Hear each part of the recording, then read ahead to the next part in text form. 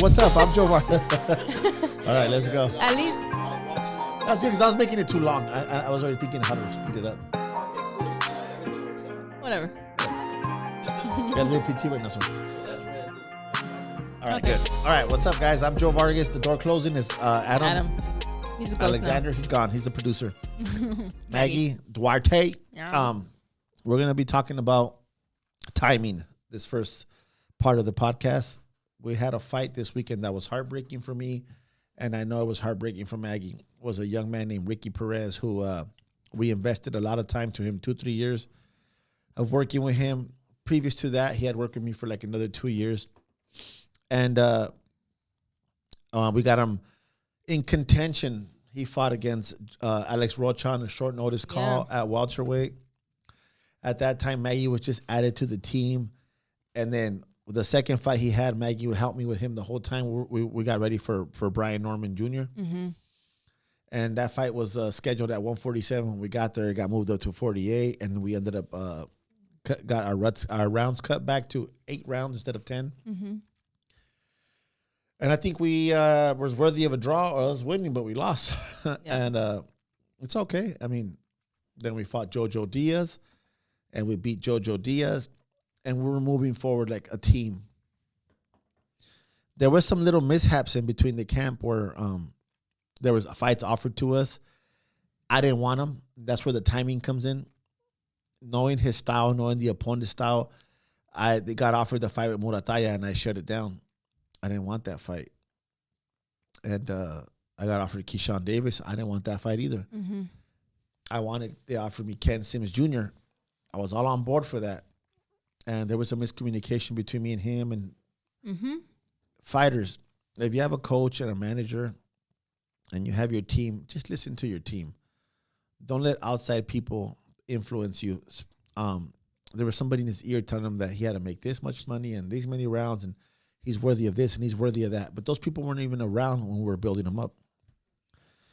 So I just got angry. And he made the move first when he was going to break ties with us. And then he came back all apologetic. And then he came back and I just told him there was too much. I asked him to go on his way and he ended up signing the fight with Muratalla.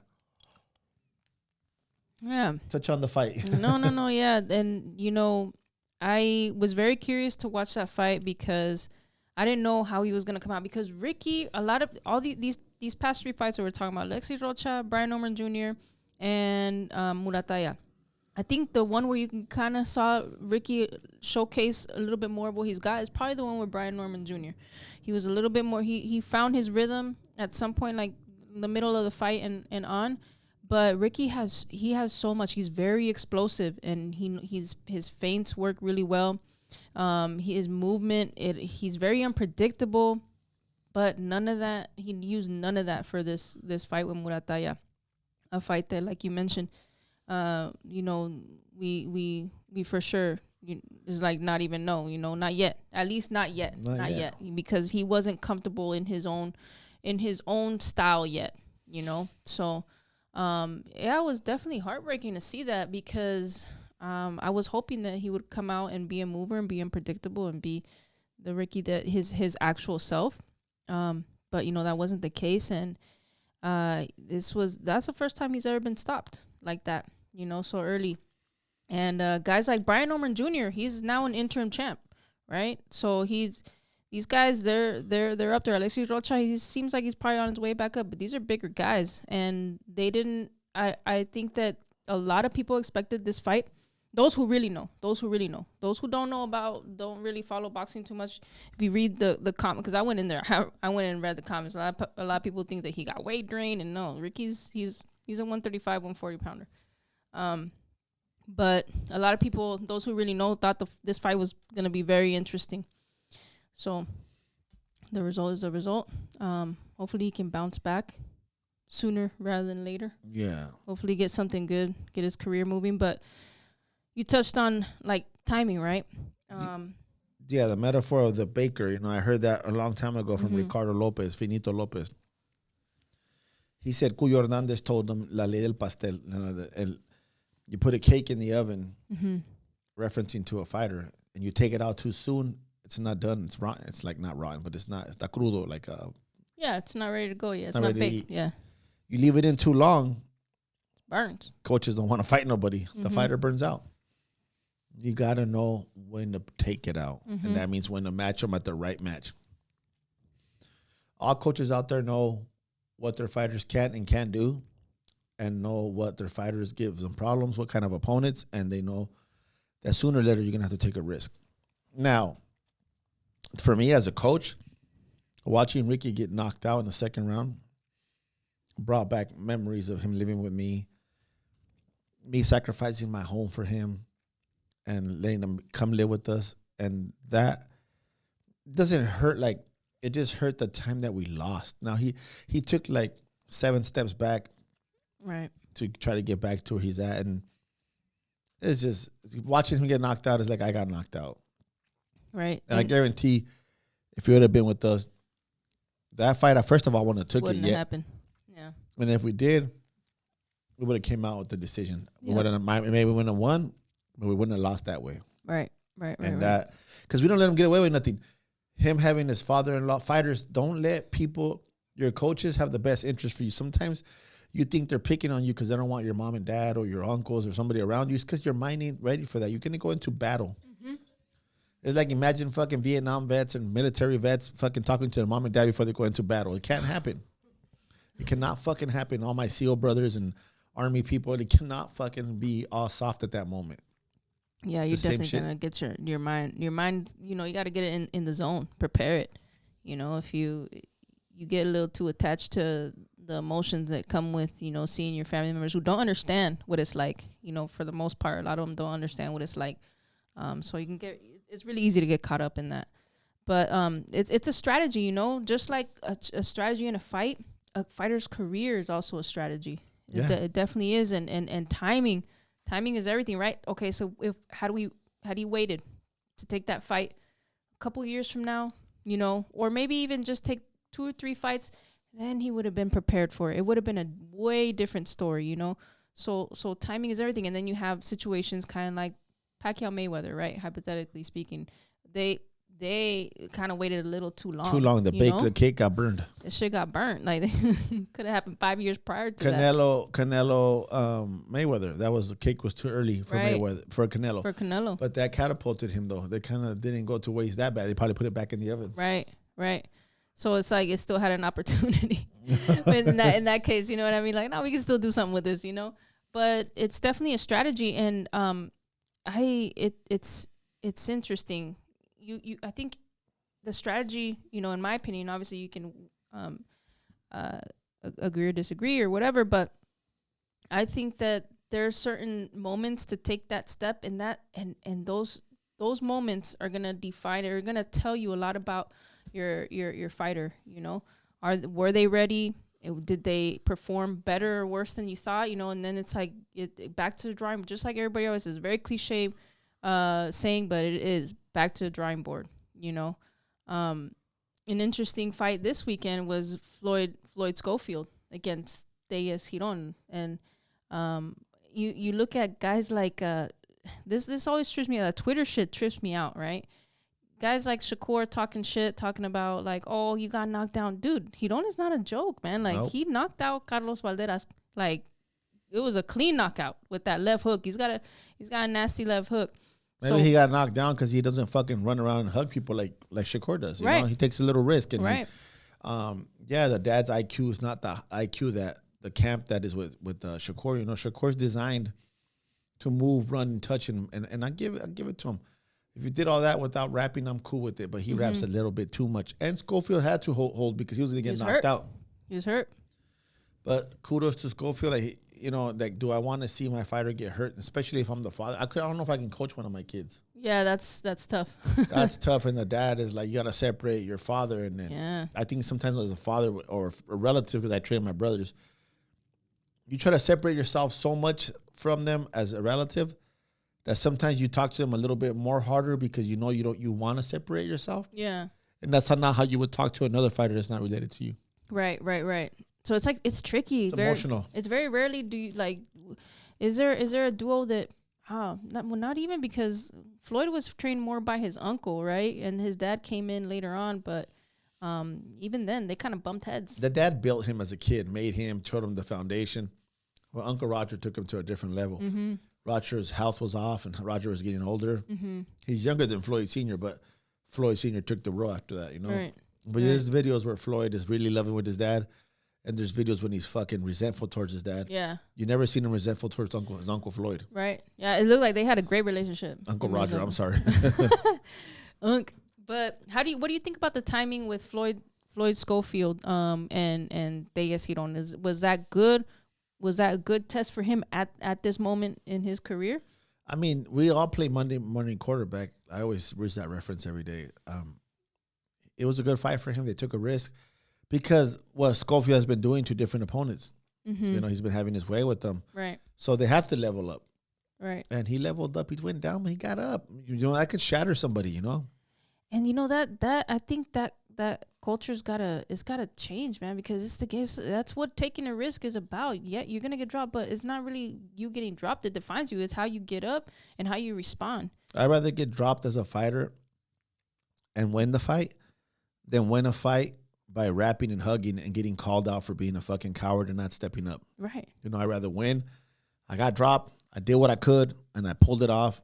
But instead of me knowing that my fear controlled me, mm-hmm. and all I did was get on my toes and touch and rub, touch, hug, move.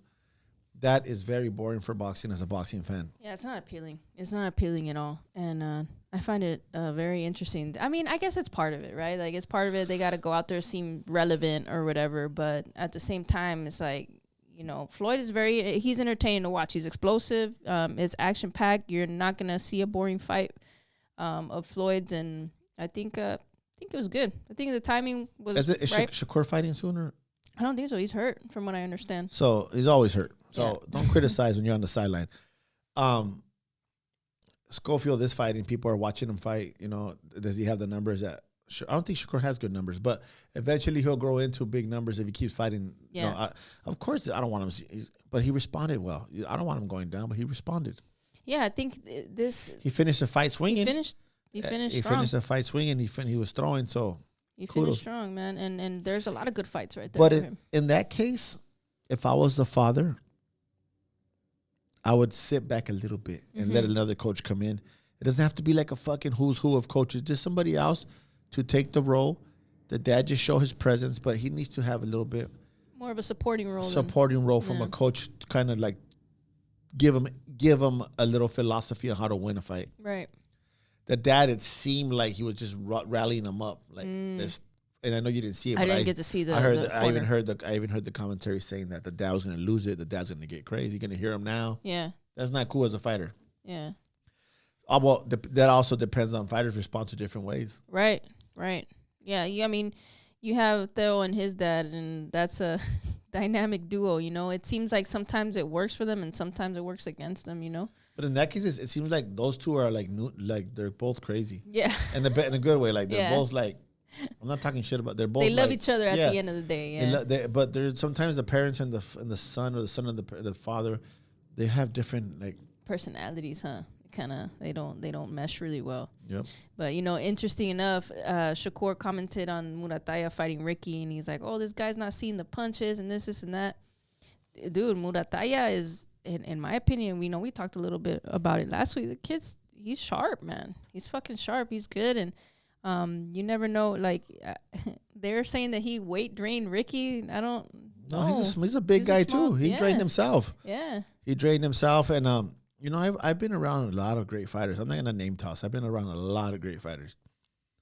I've been on the ropes when they're sparring. That's like better than front row seats. Oh yeah, man, it's beautiful to watch. Watching Muratalla spar is very unique. He's doesn't jump out at you like with speed or power, but he jumps out at you with accuracy, timing, and range. Just beautifully, man. And by the time you want to catch him, he's not there anymore. But he's right in front of you, but he's not in your reach anymore. A lot of fighters, you can see the emotion on their face too. Yeah. You don't see it in that guy's face. He's like a poker player. You don't see any emotion if he. Big time. I've never seen that kid smile. Yeah. Ever. And it's funny. I took. Remember, we went up there, myself, Kyle, and Gilberto. I think Gilberto didn't really know who he was. And I think he downplayed him for sure. He underestimated the shit out of him. I told him before when I was like, look, dude, this dude, he's very basic. It looks like he's not fast. He's going to stand right in front of you, but do not fucking underestimate him. He's very fast and very precise. And then, like, he was against the ropes. You know, he loved doing that shit. And he overextended with the right hand. And Muratalla didn't load up, nothing. The uppercut came right. Like, he shot from the hip. Boom. Super accurate. Gilberto was fighting it so hard, but he couldn't help it. He had to take a fucking knee because it was just precision, though. Precision and speed. Precision hurts a lot more than power. Up. You didn't see that coming at all. So, yeah, the kid is really impressive. So that goes to, like, the subject you were going to talk about. Like, yeah. What is that word? Analyzing somebody or? Yeah, I think like overestimating or underestimating. And in a sense, it's like giving too much or too little importance. You know, I think sometimes a lot of guys put a lot of pressure on themselves when they get to a certain level with certain opponents.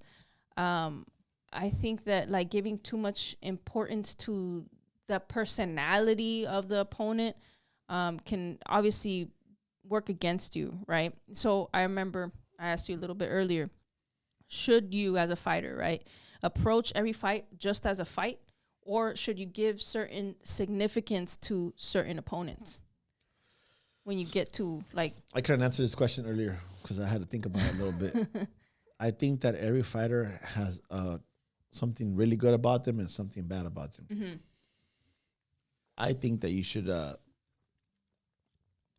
never look at any fighter the same. You got to take their strengths and try to take them away from them. Mm-hmm. So you'd have to approach it differently. Like if you had a fast fighter and your fighter slow, yeah, you would have to try to take the space away, right, with feints and closing the range. Right. But no, just to answer your question, no, you don't. You look at all of them like different, right? And yeah, I mean, because you know there's certain fighters who they'll say, I don't study film. I just let my coaches, they study film, and then whatever the fuck they tell me to do, I go in there and do it. That's cool too, but that's the coach's that's their strategy. I think that the coach and the fighter have to be on the same page. Right. So if the coach tells the fighter, I want 3 jabs, I'm just giving 2 right hands every 10 seconds. He knows the fighter could do that. Mm-hmm. And he expects that because the coach studied the fighter. Mm-hmm. It's like Manny Pacquiao. Boo Boy studied all the film. Yeah. And Boo Boy never gets credit for Manny Pacquiao. Mm-hmm. He's the one that handmade him most of the time. He's the one that trained him most of the time, and he's the one that did the strategies for the fight. Right. So Manny trusted him with advice. It's, you see, if you ever go back to Manny Pacquiao fights, he's the one talking in the corner for the most part. Right. And it's in certain fighters, they watch film. Like, you know, there's some fighters who are students of the game who will watch the film on their opponents and who will watch just film in general. Right, they love to educate themselves on the matter. So yeah, I guess you know it depends on the fighter. Man, I had a point, and I fucked you up. It left me. I just completely forgot. You bailed me out right now. I don't know if you guys noticed. I froze for a little bit right now. I tend to freeze. My mind starts thinking about fights. But yeah, man, it's we have before you forget, before I forget. We have Javier and Jose fighting this weekend. Right. No fight's easy, but they have 2 fights. They both fight in Rosarito. Shout out to Victor Flores. We signed with him as a select manager / promoter. They're getting ready for big fights coming up. Well, at least Javier is, and you know, we'll make the announcement once we have it signed in paper. But if he pulls this one off, he should be having a big fight coming up soon. And we're excited for these 2 boys, and Kyle and Cece, and just moving forward with all these guys, and you know, things happen for a reason, and we are excited that we fight this Saturday. It's been a while since we fought here around home. Yeah, and it's for me. You know, I'm ecstatic because these guys, you know, we're keeping the ball rolling. You know, I think speaking of strategy on a fighter's career, I think, you know, I believe that in the beginning of their careers when they should be the most active, you know what I mean? Not just because, yeah, you know, you want to get the experience, you know, obviously these guys are working. They want to see a little bit of money coming their way, whatever. But most importantly, I think that it's very important for them to be as active as possible when it's early in their career. So I'm excited for both of them for that, you know, and Kyle's like, he's right there with them too. Just a word of advice for your coaches. I know this is off topic, but you know, I was thinking about what we're talking about right now. Coaches trusting fighters, fighters trusting coaches. Coaches, if your fighters do not listen to you in sparring, I guarantee you they're going to listen to you in a fight. What I mean by listen is the game plan in sparring. You need to execute what you work on. If not, they ain't even listening to you. You got to stop the timer, bring them to the corner, and reset their brain. I don't care if whatever the drill is. Let's do a 1-2 hook. If they get touched before they execute, they got to keep trying it. They got to work on different things. But it all goes down to listening. And if they listen to you and they start executing it, they're gonna start trusting you. Right. And trust is earned, is not given. So they have to try to execute what you're working on. If not, they'll never be trust in the corner. We have certain drills that I work with every different one of them. Sometimes we work the same drill with all of them, but they know what I want when I tell them. Sometimes they look at me and laugh when they land it because they have to learn to trust you.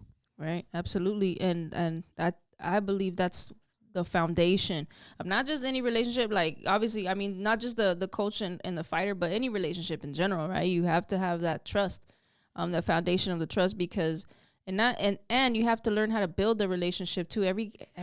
All these guys, they're all personalities and they all respond differently and they all communicate differently.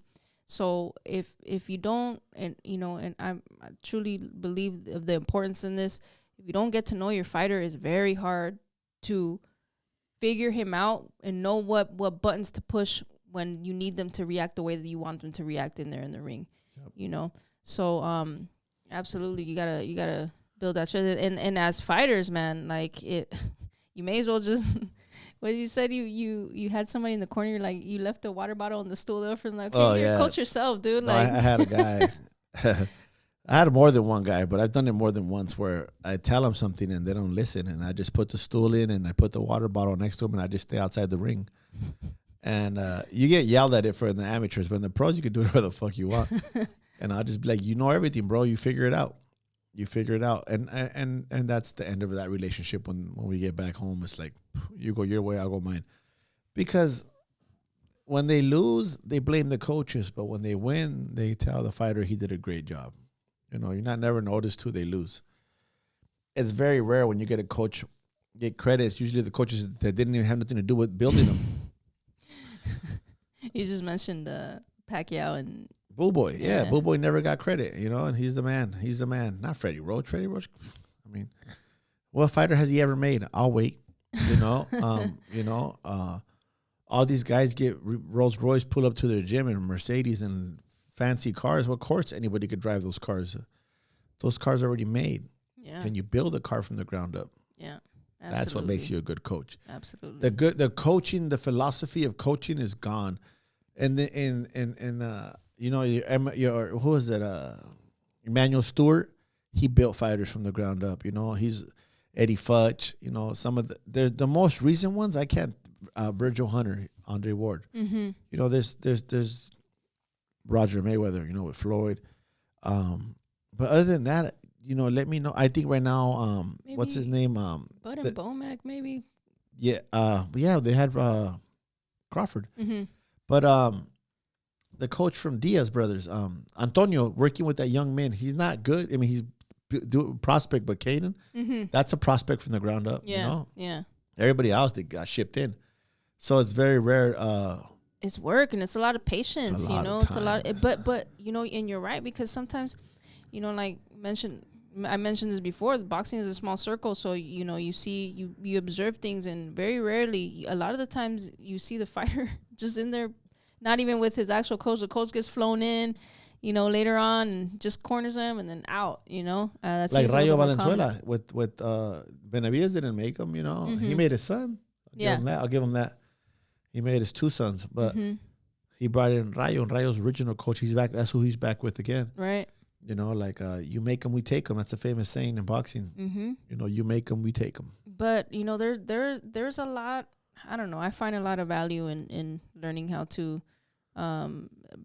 molding a fighter from the ground up. Oh, I think it feels a lot better. Yeah. when you win. And you've had the experience too of guys coming to you, right? And they've already been, pretty much made. How would you compare and contrast that? Like what are the good things and what are the bad things of, say, a guy who's already been made, he comes to you. A guy that comes to you that's already made, but is a C+ fighter. Yeah. And you can turn him into an A. Yeah. But if he comes to you an A+ fighter, yeah, all you're doing there is to give him water and fucking the mouthpiece and take him. Right. Does the victory feel good? Hell yeah. Is the money good? Yeah. But there is no honor there. Right. And when do you know? You know what? That say this C+ fighter, it's just not working out. He's still C+ throughout the whole time. You've given everything that you had. When you're like, you take him out the cake and you cut a little piece of the cake and it's still fucking rotten. The it's cake, it's molded. It's not it's just full of mold and shit. You're like, there's no helping this shit. The oven is one of the top bro. quality Martha Stewart fucking ovens. Martha Stewart. I just seen her documentary. It was good. She's gangster. She's G. But yeah, and you'll notice when they do good. A lot of guys are hoping they do good. Yeah. And, I call coaches like the motherfuckers who like want to change a girl, and she's like, not gonna change her, dog. That's how it is with the coach, with the fighter. Like, I want to make this guy good. Yeah. And there's nothing there. And that seems a little bit ego involved, though. Like, I want to make this guy good. And, you got to figure out what it is that this fighter needs, because he's missing something. What is it? Yeah. And he's with you for a reason. Yeah. If not, he'll be with somebody else. We got to get him there, So, and a couple guys come to mind, for me, personally speaking. And a lot of the times it's a mental thing. Definitely. It's a mental thing, and it is very challenging. You try to, help them as much as you can, but, the old saying about the horse and leading it to water, and you could drown them, right? You could drown them trying. You could drown them trying. But, so this weekend we have Keyshawn against this guy. I forgot his name. Family affair fight? His first name, I can't remember. Yeah, I can't remember his first name, the fighter. He's from Argentina, number 1 in Argentina. It's his homecoming. I always find this conversation interesting because a lot of people, depending on the fighter, right? Like, I think depending on their confidence level and all that, it could be a good thing or a bad thing to fight in front of a home crowd.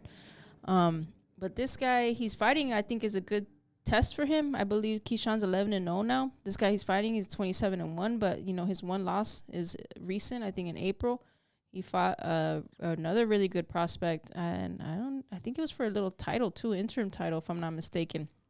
But it was at 140. However, it was at 140. I don't know. Keyshawn very rarely fights at 135. I don't know if this fight's going to be at 135. I know it's 10 rounds. It's 10 rounds. But I don't know. Sometimes he fights at 137, 138. So I'm curious to see. This guy hasn't fought at 135 since 2022. So that's going to be, I don't know where the weight. I tried to look for it on fucking BoxRec, but it wasn't on there. It wasn't on there. Yeah, it wasn't on there. But like you said, it's a family affair. All three brothers are going to be fighting on that card. The youngest is making his debut. And then you got Abdullah Mason on the card too. That's the boy right really, there. Really exciting prospect, the top rank. Is he at 35 or 40? He's at 35. He's a lefty. You know what? I love watching that kid because it doesn't matter where the fight is. If it's like short range, mid range, long range, the kid's just good, man. Yeah, he's good. And that's a father-son duo too. But it seems like their communication is really, really effective in the corner. So what do you think about Keyshawn and this fight at home? I mean, Top Rank is smart, man. They probably did their homework on the opponent. They're not, whoever he fought before that is probably a little less quality fighter than Keyshawn. Mm-hmm. So they're hoping, they're not hoping, they know that Keyshawn could pull it off. So has it happened before where it doesn't? Yeah, it's happened before. That's the risk we take when the bell rings. But they're not going to pick him if they think that he's going to beat Keyshawn at home. Right, exactly. Because they're definitely investing a lot in him, especially this show. I don't know if it's. But he might Marcos Maidana his ass. You never know. It could be. You never know for real. This guy. I mean, guys from Argentina, even the female fighters too. They're rugged, man. They're not easy to knock out. So I'm assuming this is gonna be, in my opinion, I think this is gonna go the distance. Yeah. So we'll see how the outcome of that fight goes. But I'm definitely excited to see Abdullah Mason. I'm a Abdullah Mason fan, so yeah, me too. Yeah. Keyshawn's good. I love him. He's really good. He's a good fighter. I hope that he does well in his fight, and his brothers. It's kind of pressure, you got to fight your brother in hometown. Yeah. But Crawford did it all the time at home, Yeah. So that's going to show how, if he pulls it off, that he's what he's meant to do. I think. What's up? No, go ahead. What are you going to say? I think this is going to showcase really like how his future as like a star. A star could be, yeah. If he can really be made into a star, because you get molded into that. Where's Abdullah from? That's a good question. I don't know. We have to find that out when he has his fight at home. Yeah. He's good regardless. He's good. I want to talk about that young lady from Honduras. Oh, yeah, man. I mean, yeah, I'd love to hear it, but I like I said earlier. I wanted you to say that right here. Yeah, no, I think she's gonna elevate the women's boxing game for sure, 100%, because people want to see knockouts, and she's knocking females out. So I think she fought a young lady from Argentina too. Oh, yeah, if I'm not mistaken. Yeah. She's, what did you say earlier? She's got the power, the brother. I said the brother has a pop too, but but she's just like, they're a cool family. They're super cool. The dad, everybody. I know the dad. I haven't seen the dad in a long time since the Big Bear days when we used to go spar up there with Abel Sanchez. I know the dad from the amateur program, and they're good people. They're all the way good. They're all around. They're good people. Yeah. And fucking tall. Samson I can't even pronounce his last name. Lekowitz. He's the manager. He's also the manager for Benavides. He doesn't grab a fighter unless they can fucking fight. Yeah. He has, and she showed her grit and her pop in these fights, and she's been getting better. Yeah. Better. I don't, shout out to her, man. Shout out to female boxing, pro fighting, who is you got Clarissa, you got Clarissa. Oh, Katie. Sanisa just retired. She just retired. What weight is she? She was Sanisa? Yeah. She was like 112. She was little. Oh, so Honduras bigger, huh? Yeah. I don't know. I think she's 115 or something. So maybe she retired to that. Yeah, we're fucking retired too, man.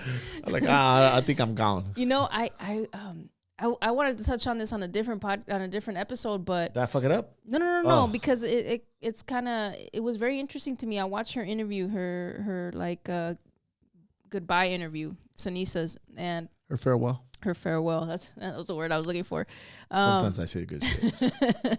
Sometimes you save my brain from the fucking brain fart. But she mentioned something. She had been planning on retiring for a while because she's been battling injuries, especially, I guess, her back's been fucked up for a while. But her back? Yeah, her back. She got like scoliosis, and it's shit. Like, your shit's like arches. It's like it's painful from what I understand. But she mentioned something, and we were there that for her last fight in Arizona. We got that funny story. But she mentioned that she knew that last fight she had already been planning it for it to be her last fight, but she knew it was her last fight because every time after a fight, and she was getting interviewed, and when she would step down the ring, like, she always felt like, okay, man, yeah, maybe I could do more, and that last fight, she said that she felt a sense of peace. Like, okay. And that's how she knew that was it. It was over. But she mentioned a lot about mentality and how it, and I don't think it's a female thing. I think a lot of fighters go through a lot. You're in a sport where you're not supposed to fucking talk too much. Like, it's not that you're not supposed to. It's kind of like a stigma around it, right? Because the whole point of fighting is you're supposed to be mentally resilient and tough, and you're supposed to overcome every adversity that comes at you. But I think a lot of people forget that they're human too, man. They're human too. So I put together a little bit of something. Probably talk about it later on in another episode because it was kind of like more elaborate. But she's been through a lot too. She's been through a lot as an athlete, as a daughter, as a fighter, as a lot. And even like a pioneer for this new age, I like to see her ride off into the sunset. Hopefully there's a lot more money for her on side broadcasting or doing different things with the sport. Right. I'm sure she made her money, but it's women's boxing deserve a lot more. Absolutely. Props. And I think that this young lady from Honduras, I do believe that she's going to elevate it to another level because it's going to get more interesting. You think, right? You got to think that more females are being involved in boxing at a younger age. you know, I think back then when Ceniza was coming up, it wasn't really that common to see young girls in the boxing gym. But now you got MMA, and I think even that kind of helps a little bit. Yeah. You know? Yeah. So, well, that's all. That was all on the subject. We'd like to see a couple questions if you guys can do some, and then some not comments. Please like it, subscribe it, liked it. You liked it. Subscribe, share. You know, that goes a long way. Thank you guys for sure. Comments, man. Comments. Whatever. If you guys think there's a subject out there that, you know, should be brought up, that'd be dope. That'd be dope because you know, sometimes I've got a bunch of notes. I don't want to run out of shit to fucking talk about from now on, but. There's also a lot of everybody has their own perspective, so it'd be cool to get some subjects. I'll tell Adam to put the poster of the fight at the end of the podcast. Yeah. Peace out. This has been a Point and Yell production. Yeah, I think the words, but sometimes they don't come out of my mouth no good.